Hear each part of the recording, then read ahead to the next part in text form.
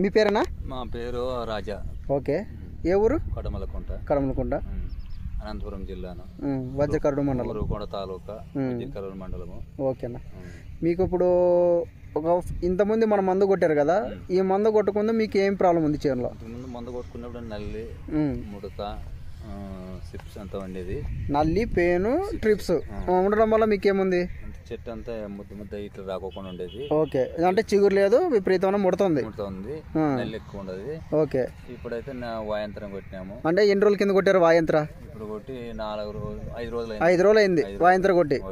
ఇప్పుడు ఆ రోజుకి ఈ రోజుకి తేడా ఉందా మీకు? తేడా ఉంది, బాగా నీట్ గా వస్తుంది, ఆకు బాగా కనపడుతుంది, బాగుంటారు.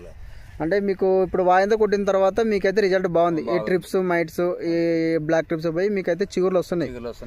వచ్చే చిగుర్లు కూడా బాగా వస్తున్నాయి, నీట్ గా వస్తున్నాయి కదా. గ్రోతింగ్ బాగా వస్తుంది, గ్రోతింగ్ కూడా బాగా వస్తుంది.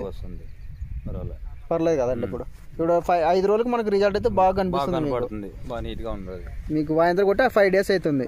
5 డేస్ తర్వాత మీకు రిజల్ట్ బాగా కనిపిస్తుంది. ట్రిప్స్ కంట్రోల్ అవుతున్నాయి, మైట్స్ కంట్రోల్ అవుతున్నాయి, తామరపూర కంట్రోల్ అవుతుంది, ముడత కంట్రోల్ అవుతుంది, చిగురు కూడా బాగా వస్తుంది, వచ్చే చిగురు బాగా వస్తుంది.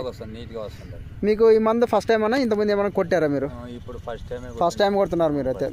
మీరు ఇంతమంది కొట్టలే, ఫస్ట్ టైం కొట్టారు. బాగుంది కదా మీకు రిజల్ట్ అయితే. థ్యాంక్ యూ అన్న.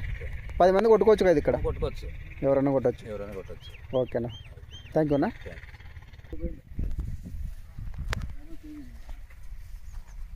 మనకి ఈ కింద ఆకు వచ్చింది, పోయిన ఆకు తగ్గుతుంది అనమాట.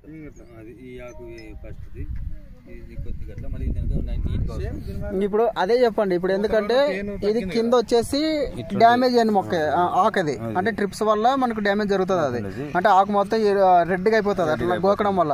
ఈ పైన వచ్చే చిగురు మీకు నీట్గా వస్తుంది, అట్లా గోకడం ఏం లేదు కదా, రెడ్గా అయ్యడం లేదు. అందుకోసం అది కంట్రోల్ అంటే మనకు లెక్క అది ఒకటి.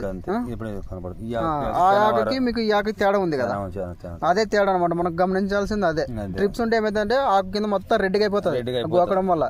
వచ్చే చిగురు బాగా వస్తుంది కాబట్టి మీకు ఆ ట్రిప్స్ ప్రభావం అనేది ఇది కింద ఆకు మనకు. ఇది కూడా మీకు ఈ ప్రాబ్లం కనబడుతుంది కదా, ఇక్కడ గోకింది కదా, అప్పుడు రెడ్గా అయింది కదా. ఇది 2 ఆకు, ఇది కొద్ది పైన తగ్గింది. 3 ఆకు, ఇది మీకు నీట్గా ఉంది, ఇంకా బాగా వస్తుంది. మీరు ఒక్కసారి కొట్టినారు అనుకోండి ఇంకా ఎక్సలెంట్ గా వస్తుంది. మీకు ఆ తేడా గమనిస్తే ఆటోమేటిక్ గా మీకు మంచి రిజల్ట్ ఉంటుంది. అంటే అబ్జర్వ్ చేయాలి కొద్దిగా, అబ్జర్వ్ చేస్తే మీకు బాగుంటుంది. ఓకేనా, థ్యాంక్ యూ అన్న.